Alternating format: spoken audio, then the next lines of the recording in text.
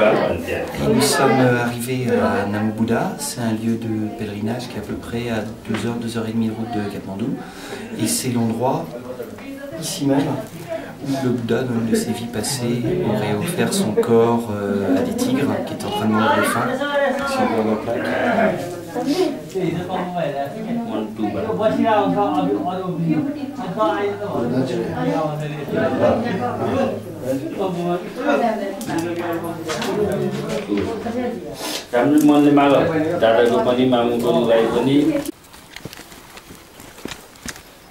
Bon là on descend, on n'est pas du tout sûr, mais il y en a qui remontent avec des espèces d'offrandes, donc on va aller voir qu'est-ce qu'il y a en bas.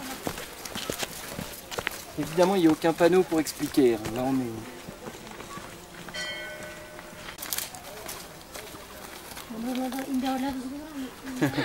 Let's move it.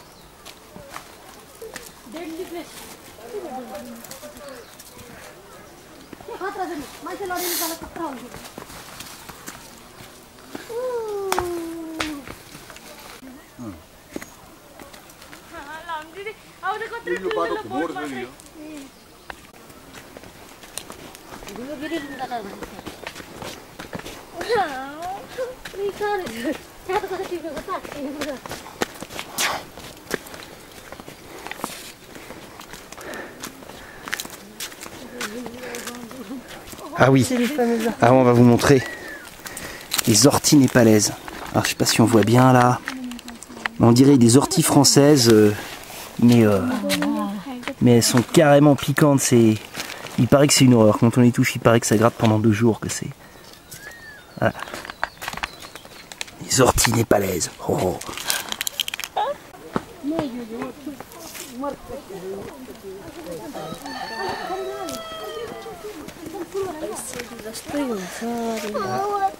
On dirait qu'on arrive dans une ferme.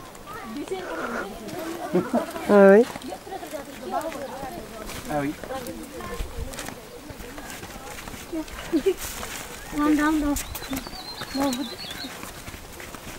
Si, là-bas, derrière. Ah oui, c'est ce chemin-là. Il y a quelque chose, il y a quelque chose. Il est...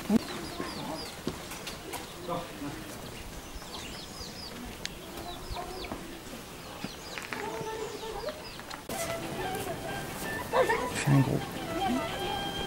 Plan sur la plaque.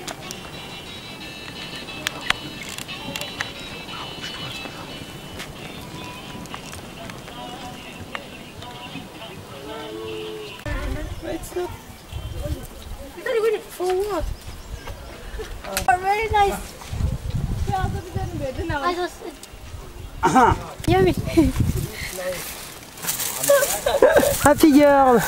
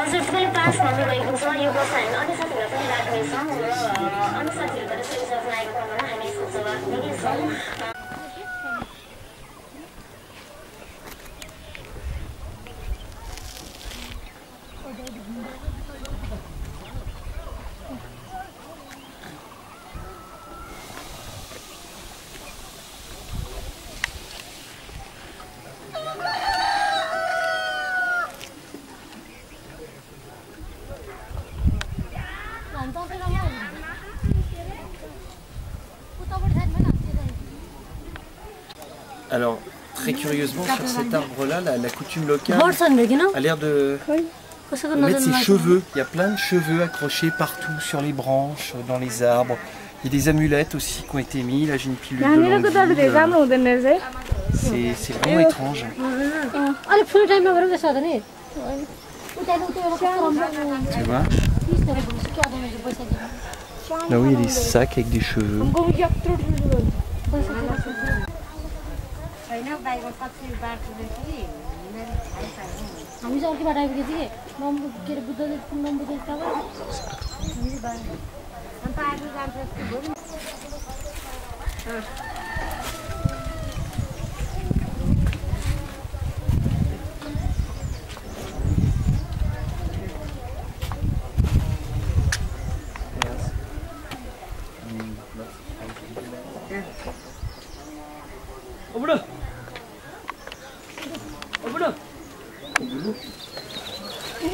Au boulot means let's go to work in French. Here, au boulot.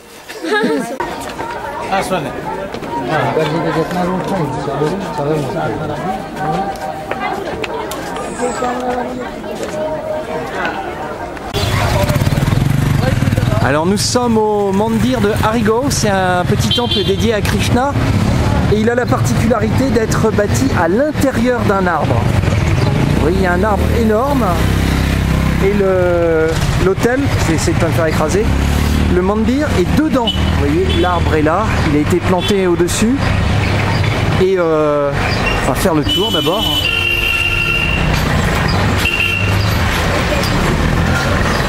Alors l'arbre doit avoir, je sais pas, 700-800 ans. On voit que le mandir est à l'intérieur des racines. C'est vraiment impressionnant. D'ailleurs, je vais même descendre là parce que on verra mieux. Vous voyez un peu, il est monstrueux cet arbre. Encore, il y en a des plus gros qui existent. Là, on voit que les briques, les pierres sont vraiment mélangées dedans. Ça tient debout, on ne sait pas comment. Et on va rentrer à l'intérieur du mandir. Do you have any clue how old is this place? No. It's not written there? Apparemment, il y a une plaque qui donne l'âge du mandir.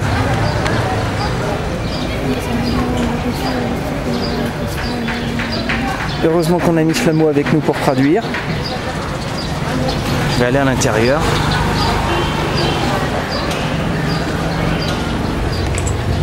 Alors là, on rentre dans le temple de Krishna. Il y avait un écureuil tout à l'heure. Là, on voit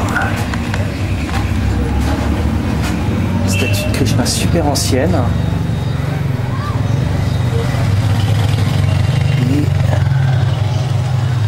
Et voilà, on est dans l'arbre. Les petites cloches que les fidèles agitent pour recevoir les bénédictions. Comme ça. Mais c'est vraiment, ils ont même installé l'électricité à l'intérieur. C'est fou.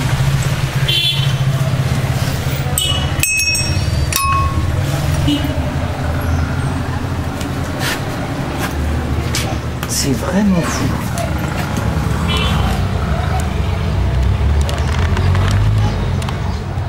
Très très belles images de Krishna. So, you cannot read it? No, it is not written here. Ah, okay, I It is see. written that somehow not the establishment of this who did something like that. Ah, I see. So the exact age of the... 2060? 2060? Yeah, but now it's 2000 what? 2005?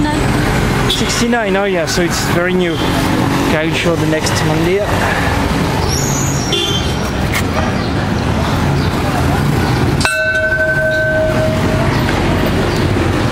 Alors comme d'habitude au Népal, là on a un yoni et en guise de lingam, eh ben, on a une structure en forme de stupa avec 4 Bouddhas.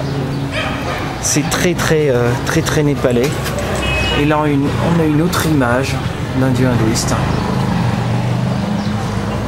Et ça c'est typiquement le Népal, le bouddhisme et l'hindouisme sont complètement mélangés.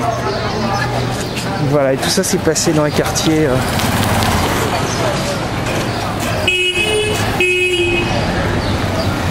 Voilà.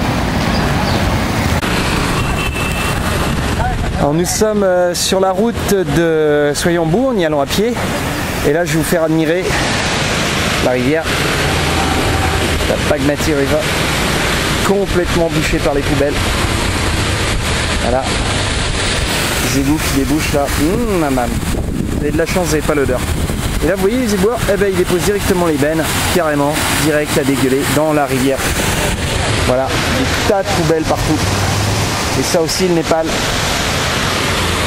Et le plus drôle, c'est que les vêtements de hippie qu'on voit acheter à Tamel, eh ben, ils sont trempés dans cette flotte-là en fait. On les a vus assécher l'autre jour. Et c'est comme ça sur toute la longueur de Katmandou. Abominable. Alors nous sommes à Bodhnath, à côté du Stupa. Il est 6 h du soir et c'est l'heure habituelle à laquelle les Tibétains viennent faire leur dévotion. Donc là il y a Aurore qui fait tourner des moulins à prière. Et puis bah, je vais essayer de vous faire profiter un peu de l'ambiance. Comme vous voyez, il y a beaucoup de monde en train de tourner autour du Stupa. Il y a une énorme communauté tibétaine ici. Beaucoup de vieux tibétains comme la petite dame là. Qui viennent le soir. À partir de 5 h, il y a énormément de monde.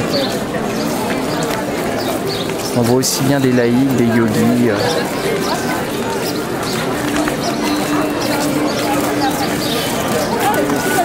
Mais ouais, on se croirait presque au Tibet. Il y a une grosse majorité de Tibétains ici.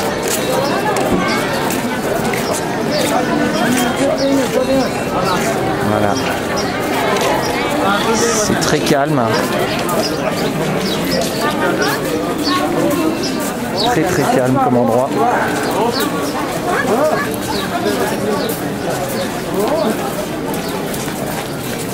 Donc après 10 nuits au Backpacker Hotel et 10 nuits sans dormir, donc on a fini par craquer et par changer d'endroit. Donc nous voilà rendus au Souvenir Guest House. Coucou. Donc là c'est pas du tout pareil. L'entrée est carrément sympa. Il y a un petit jardin en haut. Voilà, il y a des petits décors sympas. Voilà. Les fleurs. C'est carrément beaucoup plus calme. En plus, la réceptionniste est super mignonne. Ça c'est super. Et puis bah voilà notre chambre. Alors est-ce qu'on a l'électricité? Ah ouais, on a des ampoules qui s'allument. Donc bon, c'est simple hein, comme petite chambre, hein. C'est pas le bout du monde, mais c'est quand même carrément plus calme et moins crassou et moins déglingué que le backpacker. Il y a un placard. Hein. Je vais vous montrer la salle de bain aussi. Donc bah, c'est pas le grand luxe, hein, mais bon, on est au Népal. Hein. On a une douche, les toilettes, un petit lavabo et un miroir, on se voit dedans. Coucou. Donc bah voilà. Et puis en plus que d'être plus calme et moins crado et plus fonctionnel, eh ben c'est moitié moins cher que le backpacker. Donc à recommander quand même le Souvenir Guest House.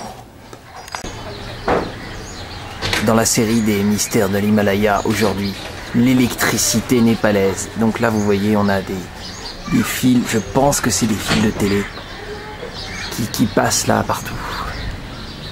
Comme ça. Et puis il y en a un, vous voyez, il rentre. Hop, il rentre dans notre chambre. Alors on va faire le tour ensemble. Vous voyez, il y a des télés. Oh, c'est beau ça. Et hop, on continue. Coucou. Et là, alors là on retrouve le fil en fait. C'est le même fil qui arrive là. Et en fait, eh ben, il passe dans notre chambre. Vous voyez, il passe là. Oh, voilà. Et on peut le suivre à la trace, comme ça. Et bon, il n'est pas fixé, hein, non, parce que bon, ils sont... On voit pas bien, mais... On voit rien du tout, même. Tu peux éclairer avec une lampe, ma cocotte?